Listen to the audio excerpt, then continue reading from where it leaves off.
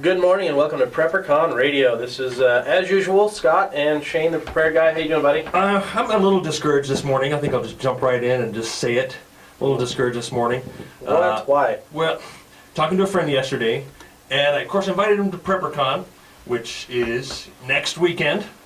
And he said, no thanks. I'm just not into that, or to the effect that, I have enough hobbies right now. I'm like, what?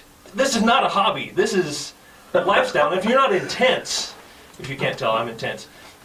If you're not intense with becoming prepared right now, you need to be. Absolutely. Now is the best time. Well, yesterday is the best time to get prepared. Yes. Today is your last chance. I say, what do you mean? Oh, yeah, absolutely. Yeah, yesterday was the best time to get prepared because then you'd be ready for today. But people need to get prepared. People need to take that extra time because if they don't and something comes up, they're going to be wishing they did. Absolutely.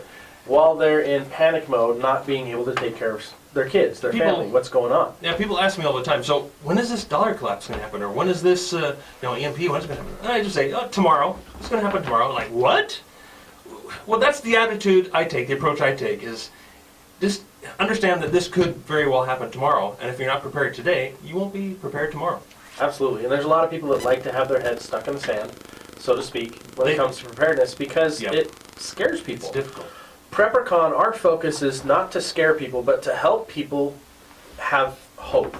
Help people see the light at the end of the tunnel, that if something crazy does happen, and I'm talking, there could be an EMP, electromagnetic pulse takes out the entire grid. There could be pandemics, viruses that knock out a portion of the population.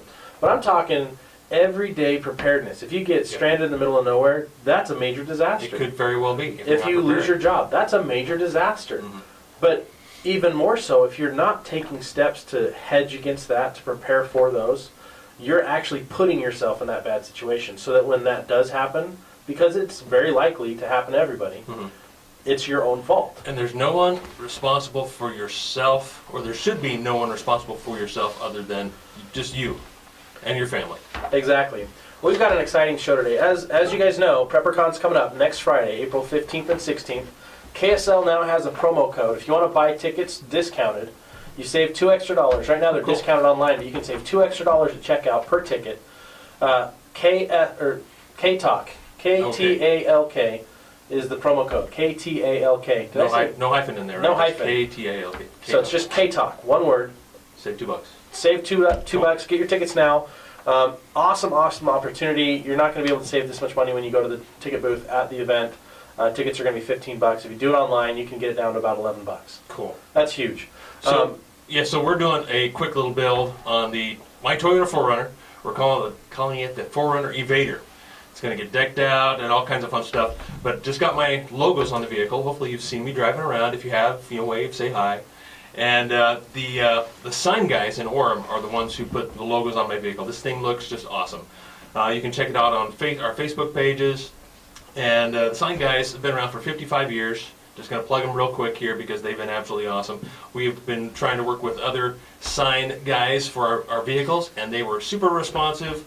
And these guys are the only guys, or one of the only sign companies in the entire state that do everything from scratch. They don't order out, they do it all in-house. So check out the sign guys, actually signguys.org. Awesome. Well, we have an awesome show today. We've got a special guest on air today. Curtis over at waterprepared.com is joining us. And what's cool about Water Prepared is they're one of our sponsors for PrepperCon, but they're also a huge go-to. If you're looking for water storage, waterprepared.com is really the place to go. And Curtis is going to be here fielding some questions for us, telling us a little bit about the products. Curtis, have we got you on the line? We do. Awesome. Hey, thank you so much for being part of the show today. Really appreciate you taking time out of your schedule. So I love these products. They're fantastic. Everyone's talking over each other. Sorry.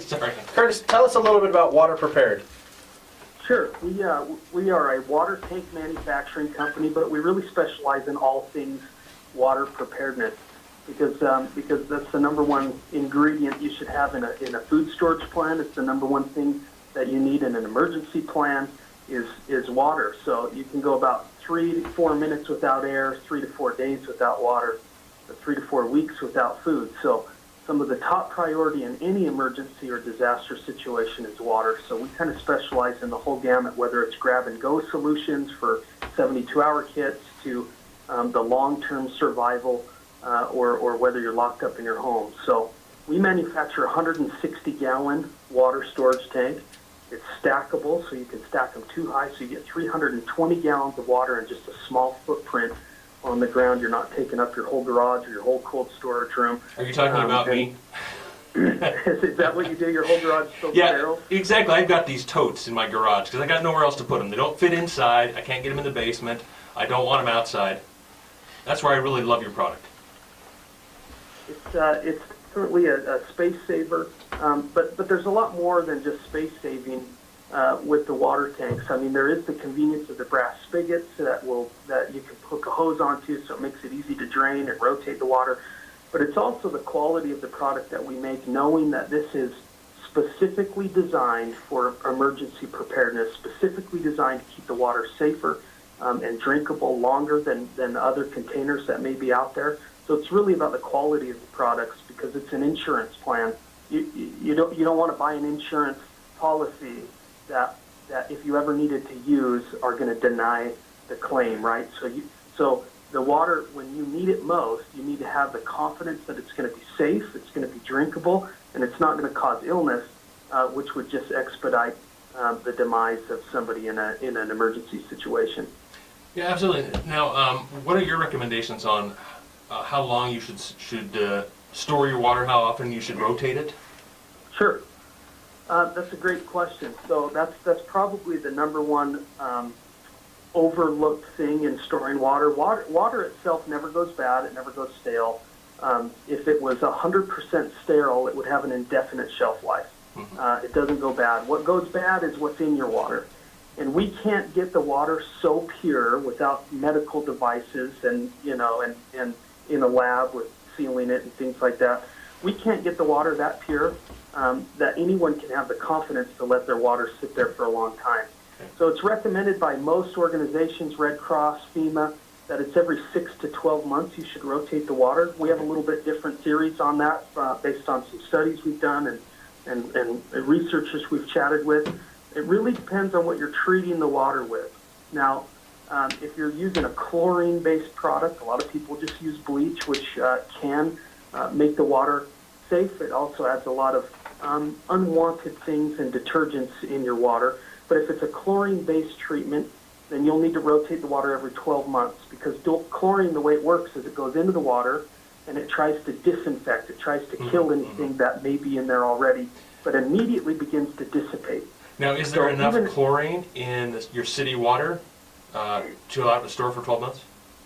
Yeah, you'll need to check, because not every city is chlorine or even a fluoride base. Or some cities here in Utah that are still using charcoal as their purification method and kind of getting. But yeah, that's why FEMA's saying, hey, rotate your storage water every 12 months, because most of the time it's being treated from the source. Okay. So it's coming in, and that's why they're saying. So if you were in a cold, dark place, not a lot of sunlight, you wouldn't have to add anything extra from what's being treated from the city. You just want to make sure you rotate it every 12 months. Awesome. There are products out there, though, that are not chlorine-based, like a copper sulfate or silver ion, that can keep the water safe for up to 5 years, because it works differently. Rather than try to disinfect and kill what it can and then hope nothing grows to an unsafe level, it stays active in the water, preventing anything from growing for longer. So you can usually go 5 years with that type of treatment. Wow, that's awesome. I had no idea you could go that long. So we've talked about storage, we've talked about kind of rotating your water. I get the question a lot of times, can I put this on concrete? There's a leaching issue I've heard of, and I'm not an expert, so that's why I'm the dummy asking the dumb question maybe.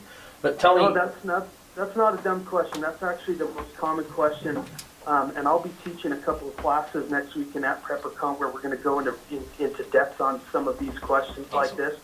But concrete is one of the biggest emergency preparedness food storage myths that exists, and it continues to perpetuate because people will get where they're teaching a class or they're writing it down, and they'll say you shouldn't store plastic on concrete.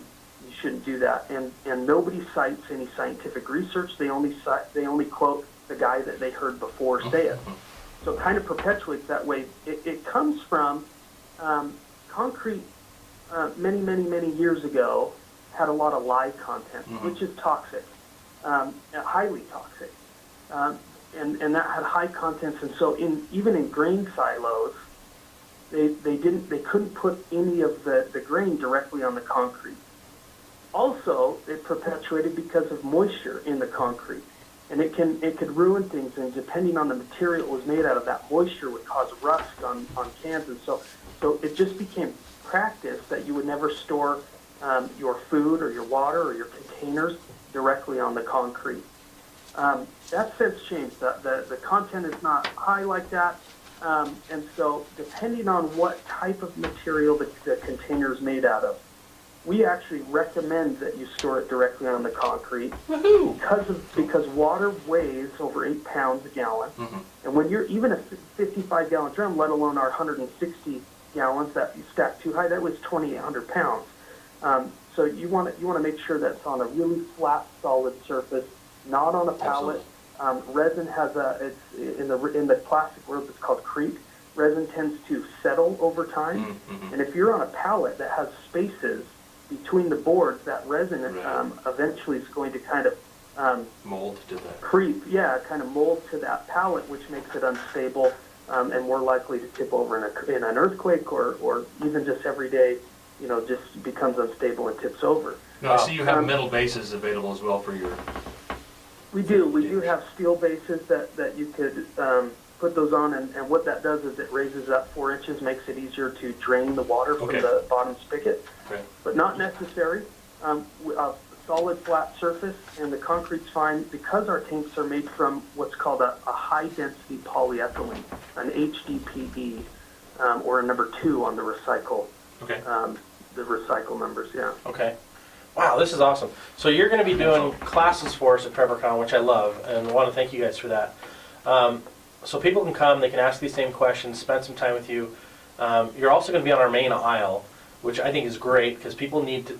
This is the biggest gap I think most people have in their emergency plan, is water. They don't have a solution. And these people keep telling me all the time, oh, I got my food storage, I'm good. And I'm like, okay, what kind of food storage do you have? Oh, it's dehydrated. Oh, it's freeze-dried. It's awesome. 25-year shelf life, blah, blah, blah. And I'm all, oh, good. Enjoy the powder and dehydrating yourself because you don't have water stored. Because most of them are like, well, I got, 10 gallons, or, oh, I'll just pull it out of my water heater. And I'm like... An absolute minimum you should have is 2 weeks worth of water. I, of course, want much longer. I guess that's my next question before we run out of time. Before you cut me off, go ahead. Sorry. I wanted to point out on your website, you guys have a water calculator. Oh, cool. And that is, I think that's one of the best tools I've found, because you can plug in how many people you have, how much of a supply you want, and then it tells you how many gallons you're going to need. And you can check off, am I using this just for drinking, for washing, for cooking, for all three? Yeah, that's cool. That's an amazing resource that a lot of people keep asking, well, how much water do I really need? And I love that you guys have it first thing right there on your website at waterprepared.com. Like, what other resources can they find on your website that can help them be better prepared? Our blog really is where they would go, where we're talking about some of the common issues. Because, like you said at the beginning of the show, it's not just, we're not just preparing for the apocalypse. We're preparing for our own personal apocalypses that happen every day, or localized issues. The main water line right here on the Wasatch Front crosses the fault 17 times. It wouldn't take much of an earthquake to render everyone's water contaminated or non-functional altogether. So we just need to be prepared, and they can hop on our blog, they can use the calculator, and they can call us. We're happy to help customize a water solution for somebody. Fantastic. Awesome. Well, we are running into a hard break. We want to thank you, Curtis, for being here. Waterprepared.com.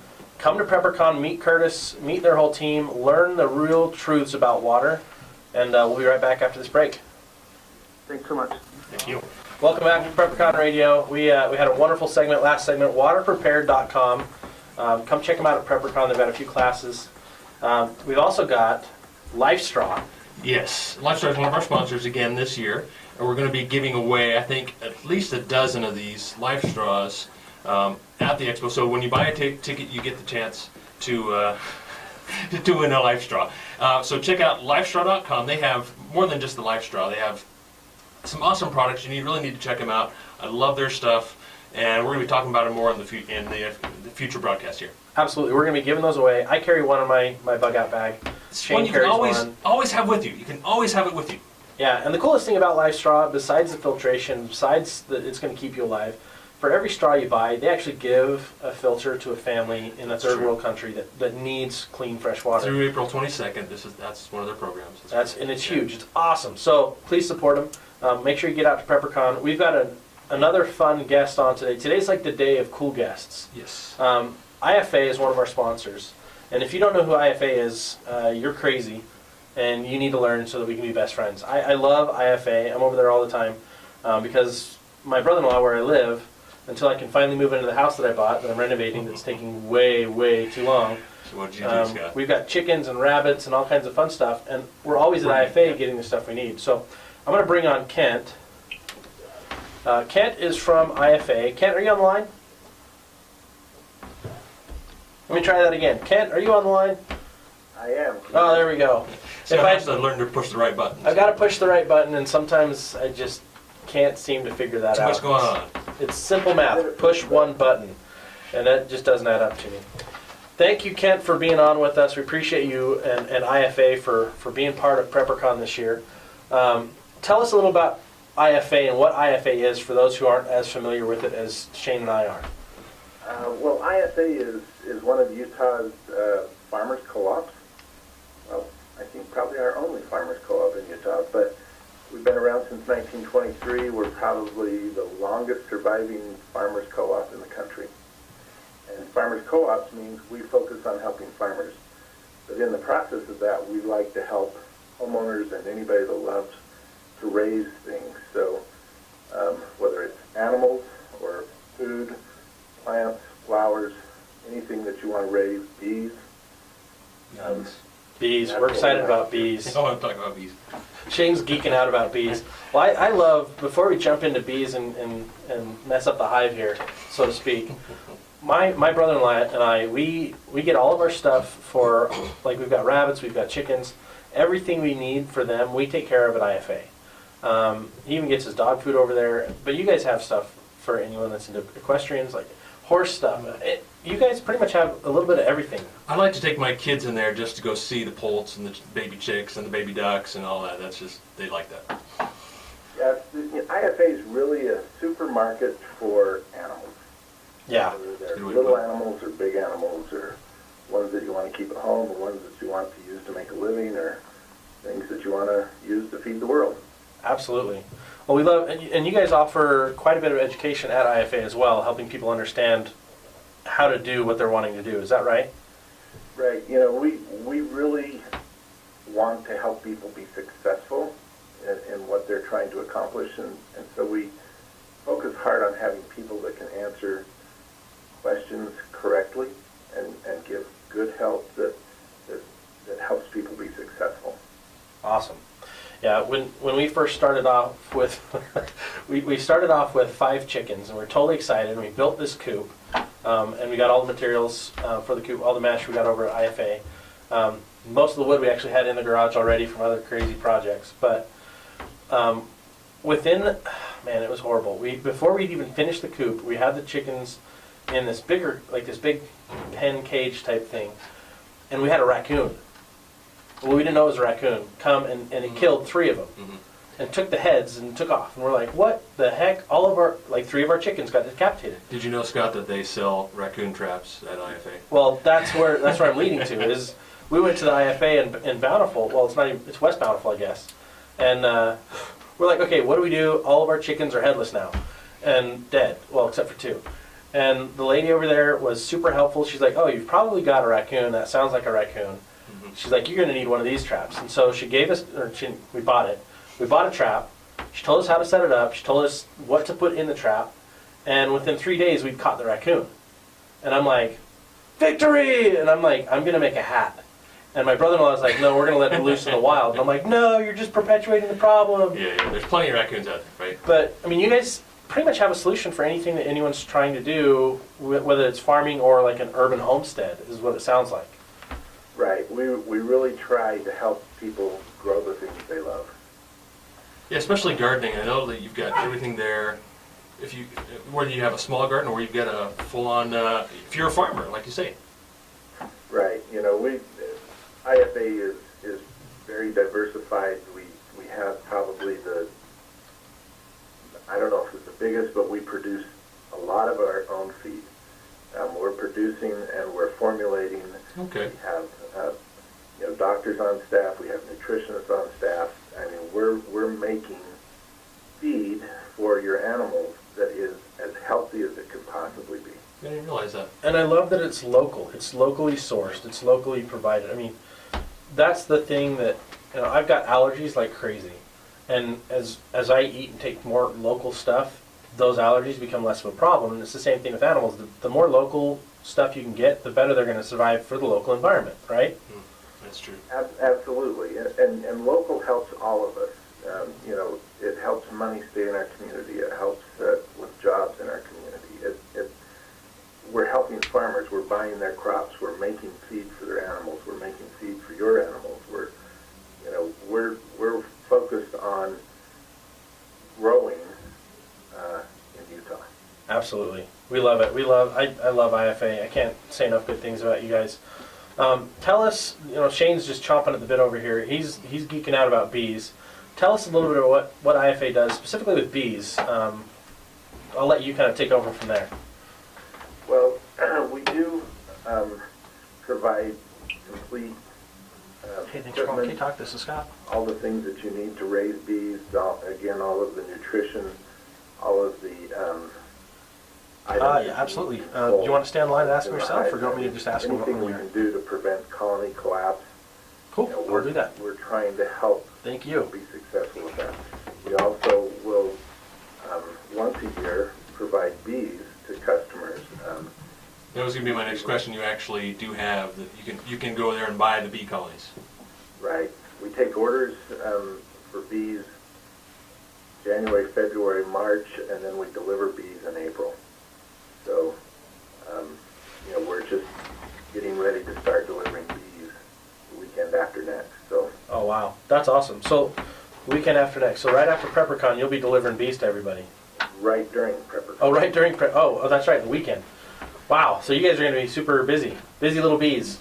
Oh, yeah. That's awesome. So, Very good. So if someone's wanting to get into beekeeping, what resources do you guys have to really help them start that process? Well, first of all, we have qualified staff. And you can come into any of our stores and they'll help you, give you information about what it takes to get into beekeeping and what kind of effort that it's going to take. We have our webpage. You can go on and you can learn about bees there. You can sign up for the information. So if you sign up for bees on our email, we'll send you out information at least once a month about what you need to be doing with your hives, what you need to be watching for, what kind of things that you need to be sure that your bees are functioning, how to take care of the queen, make sure the queen's, there's a lot to beekeeping. But it's fun, it's extremely important. Without bees, we don't eat. Yeah, absolutely. One thing I wanted to point out is that I live in a suburban area, just a regular old neighborhood. Nothing special about it. Quarter-acre lots, not too tight, not really large lots. But I have 2 neighbors that keep bees, and so it's something you can do, not just out on a farm or on a ranch, or have to have a lot of land or somewhere to put your hives. It can be done in your own backyard. Right. It's something that, has been going on for thousands of years. And, bees have always been an important part of eating. So if we don't get pollination, we don't get fruit production. We don't get the things that we need to make the food that we need to eat. We don't get the yummy honey, too. That's a big part of my food storage as well, is is honey as well as sugar, but also to be able to continue to have honey year after year. I mean, for us preppers, I mean, that's just that's amazing. That's fantastic. That's very, I guess, primal. Getting back all the way to our ancestors, if you want to call the caveman ancestors, where they would go out and hunt for get that honey. I mean, that continues to be a very valuable crop worldwide. Oh, absolutely. But it's really not the important part of bees. Right. Honestly, and I've said it over and over, but we don't eat if we don't have bees. That's right. Yeah. So, Well, it's funny because as a kid I hated bees because I got stung, and then as an adult I just love them. And anytime I see someone swatting at a bee, I'm like, no. Yeah. But if it's a fly, I'm like, yeah, get rid of them. But bees, I love honey. I think honey is really the true gold standard that we need to use for our monetary system, because then it'd revalue bees again. It'd help us really value that life, and because when we value bees, it values us. It helps my allergies. My biggest thing that helps my allergies is eating local honey. I was just going to say that. That has gotten my allergies partially under control. Well, I should say partially under control. yeah, It's helped the raw- most. Local raw honey. Local raw honey, yeah, thank you for pointing that out. Tell our listeners the difference between processed versus raw honey. Well, it's basically a pasteurization process. And so the pollen that would naturally be in raw honey is not there anymore. So the part that really helps us with allergies is getting those small doses of pollen that helps us build up immunity to those allergies. And that's, I think, the biggest problem that we have as a society is we're all going after the processed food, the pasteurized foods. We're not growing anything ourselves anymore. We're not in tune anymore. I mean, 2 generations ago, like my grandparents, they mostly ate off their garden. They mostly ate what they produced. I lived next to a dairy when I was a really little kid, and I loved it. We'd go over and get fresh milk every 3 days. My mom would put it in the fridge. We'd skim the cream off the top, and I'd steal some of that. And man, I was like, this is awesome. And then we moved from this little town in Idaho to Colorado, a big town, Denver, and I'm like, where's the dairy? And my mom's like, what? No, you go to the store now. And I'm like, wait, what? It blew my mind. I'm like, what happened to all the local stuff and growing our food? And eventually we got back to our own garden, but it was a weird process. But now nobody knows what a dairy is anymore, unless you grew up around one or you've done a little education. Nobody knows what farmers really do. I've had one person actually tell me, well, we need to get rid of farmers so we can put homes there because we need more homes for people. And I'm like, are you kidding me? Where does your food come from? Well, that's more valuable if there's homes on it, right? Well, no, the problem is I say, well, where does your food come from? And they're like, well, from the store. And I'm like, are you insane? Your food comes from the store because they got it from the farmers. So I love what you guys are doing over at IFA. I love your resources. Now you guys are going to be putting on some classes for us over at PrepperCon, and you guys also have a couple booths there. Can you give us an idea of some of the different topics that you'll be teaching about? Well, we want to focus on bees because bees are getting more and more challenging to raise them. We need to make sure that we're providing environments and plants and things that help them be healthy. We need to pay very close attention to how we're using pesticides and making sure that we're not killing our bees. So, that's part of what we do at IFA is we teach you if you really have an insect issue that you really need to treat for, we want to make sure you do it right and that you don't create any kind of health hazard for our bees. That's awesome. And also, I guess there was another question I wanted to get to is your fertilizers and your pesticides. Do you formulate those yourself as well? We don't formulate any pesticides. We do our fertilizers. Okay. But, pesticide world's a whole other world. Right. Yeah. And so, we are very much involved in pesticides and trying to make sure that they're used properly, that they're used according to label, and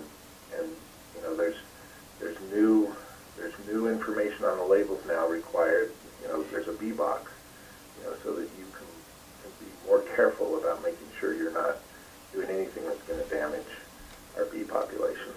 Awesome. So I had a listener call in, and he asked a question. Do you guys have, what kind of seeds do you guys have? Do you have the heirloom seeds, or do you have all the Monsanto seeds, or what do you guys have in stock there?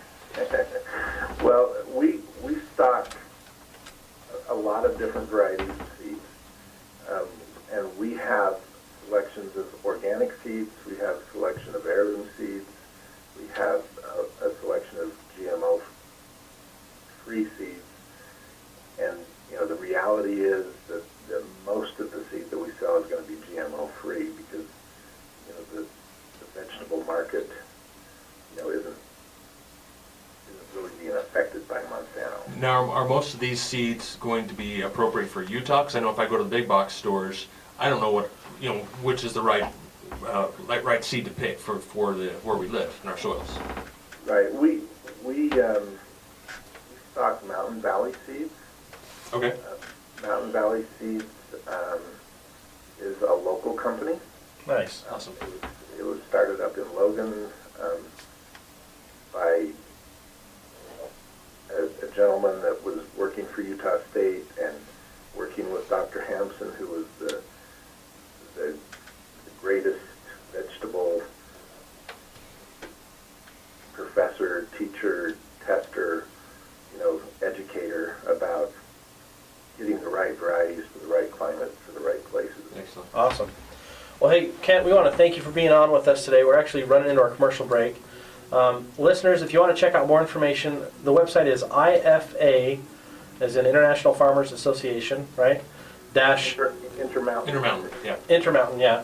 Farmer Association. So IFA-coop, COOP.com. Is that right?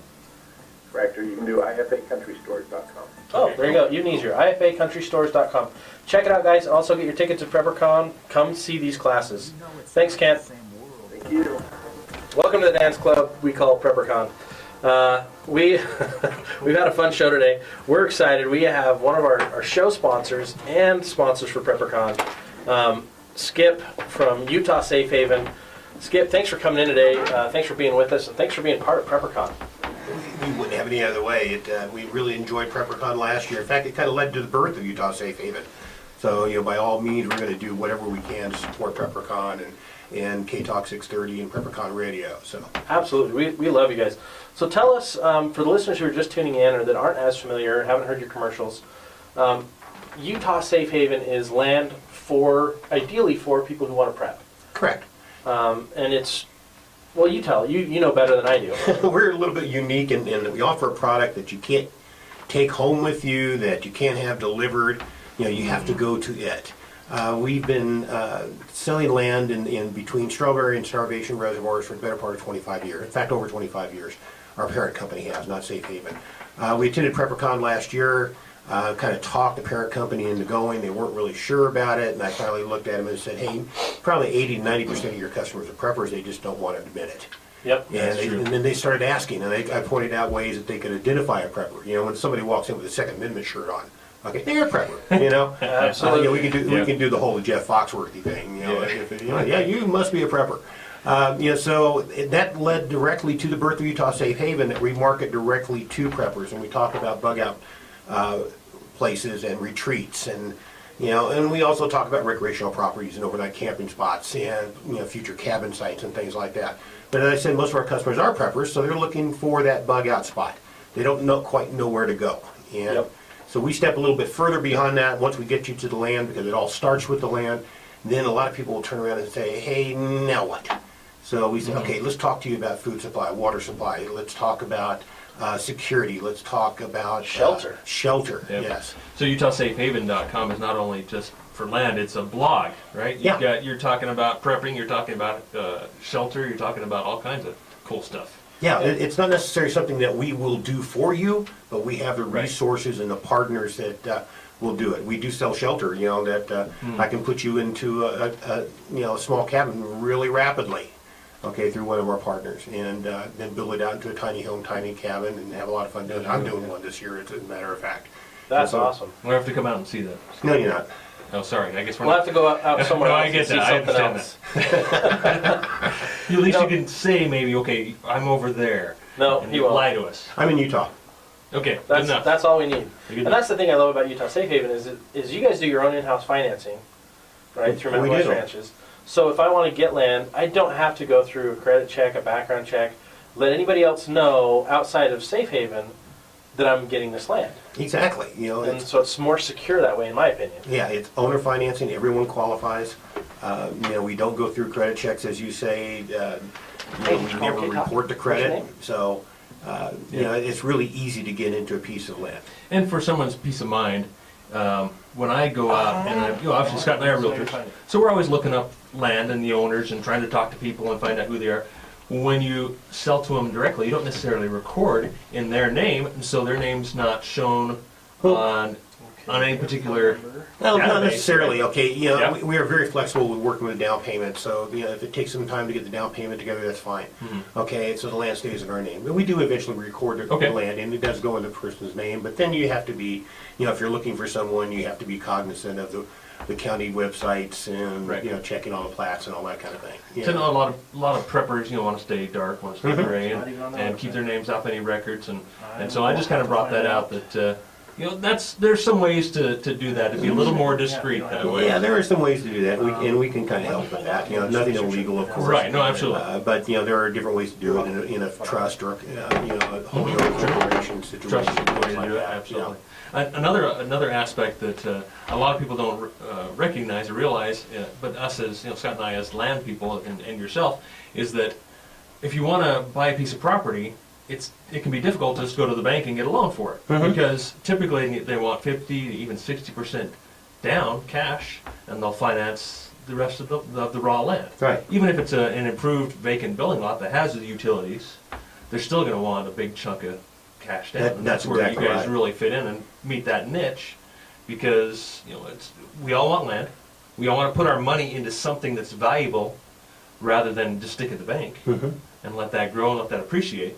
So to me, it makes perfect sense. Well, that's just it. When you talk about appreciation, we've had people that have looked at us for a number of years. Like I said, the family's been doing this for 25 plus years.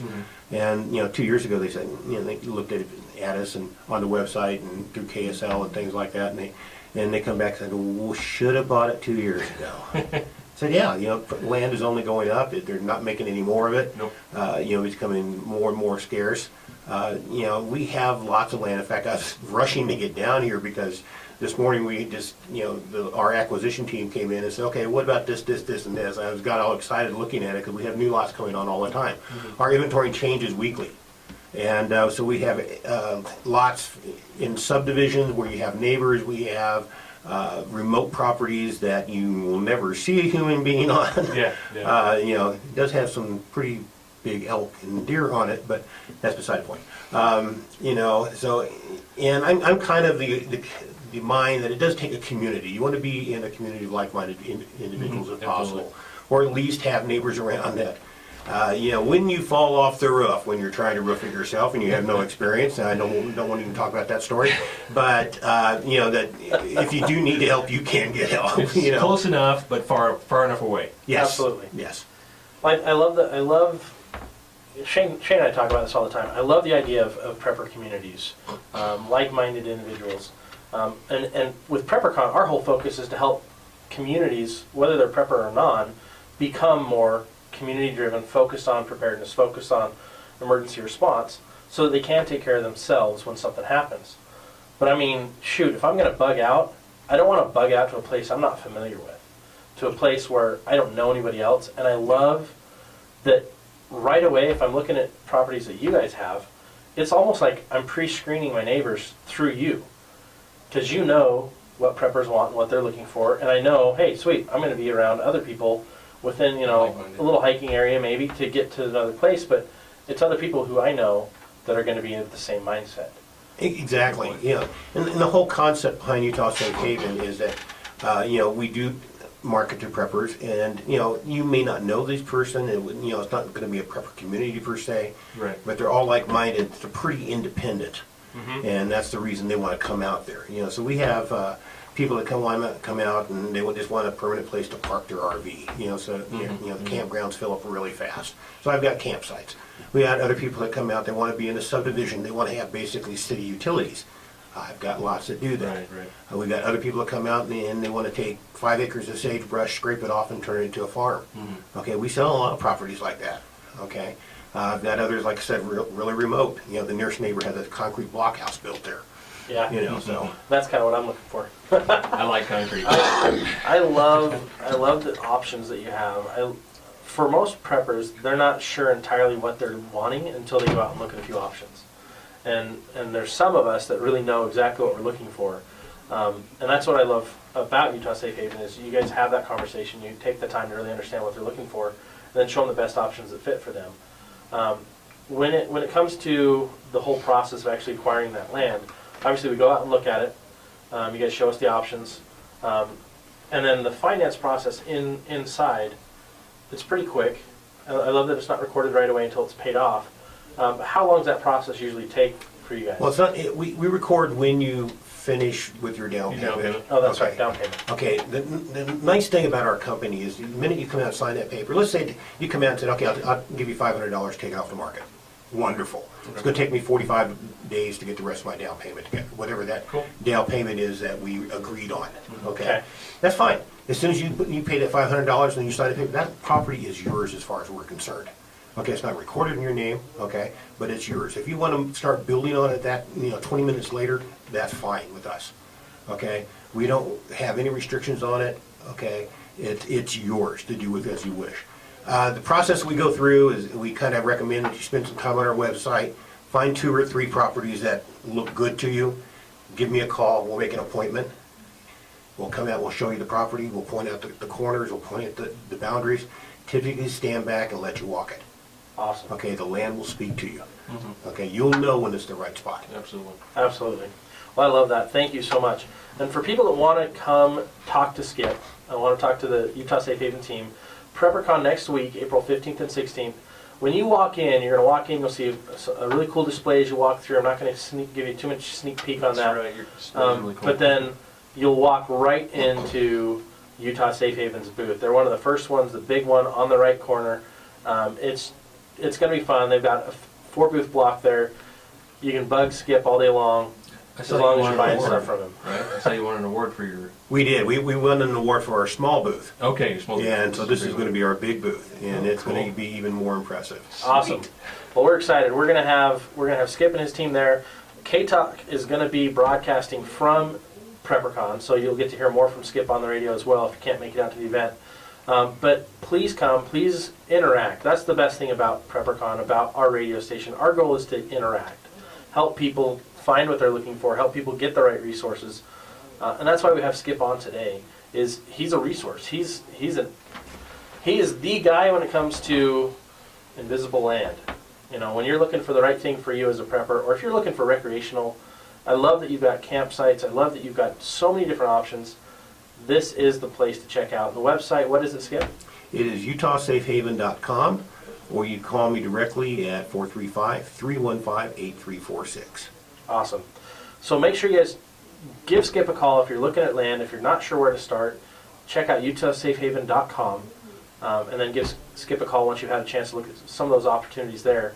Kind of get a better idea of what you're looking for, and he'll be able to help you utilize that time the best way possible. Now, you guys launched last year. You were at PrepperCon, and we loved it. Now, this year's going to be bigger and better. What do you see as kind of the future of Utah Safe Haven? Are you guys planning further expansions? Are you planning on more land in different places? Well, we always bring on more land. Okay. That's really interesting. Right now, we're in Duchesne County. And Duchesne County has some uniqueness about it, and so that's why we're there. One, the family grew up there, and so they know everyone, they know every place, and so it's really remarkable. For example, we had a customer call in, and he kind of got stuck. And so he just called into the sales office, and we handed him over to one of our guys that build roads. And after a few minutes, he said, "Yeah, I know right where you are." And so he went up there with some equipment and pulled him out. So that's how familiar we are with the properties. We're expanding that. For example, I'm bringing in water tanks. One of our incentives that we give at PrepperCon is that if anyone makes an appointment with me at PrepperCon and then buys a property off of that appointment, whether it's the next weekend or 6 weeks down the line, I'll give you a 500-gallon water tank. Awesome. Okay, that's a $500 value. That's huge. That's really huge. Wow. Those cool. kind of tanks that you bury in the ground. You can they're not completely buriable, but you can bury them.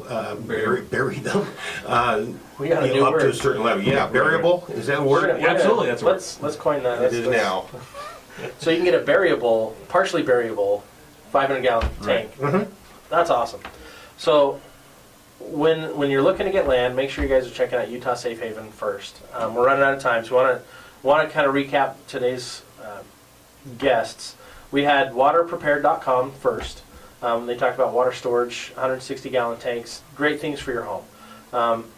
Check them out. They're going to be offering some classes at PrepperCon. We had IFA second. We talked a little bit about bees, had some fun with that. They're going to be doing a lot of classes at PrepperCon. And these are classes you can use to help improve your own self-reliance. And then thankfully, Skip's here, and Skip is awesome. We love Skip. Utah Safe Haven. They're one of our head sponsors for PrepperCon. We could not be doing what we're doing without them. We could not have this radio station without Utah Safe Haven. So thank you, Skip, and thank you to your It's team. our pleasure. Hey, you're listening to PrepperCon Radio. We're out of time. Thanks for tuning in this week. We'll be back next week with some more fun guests and more preparedness.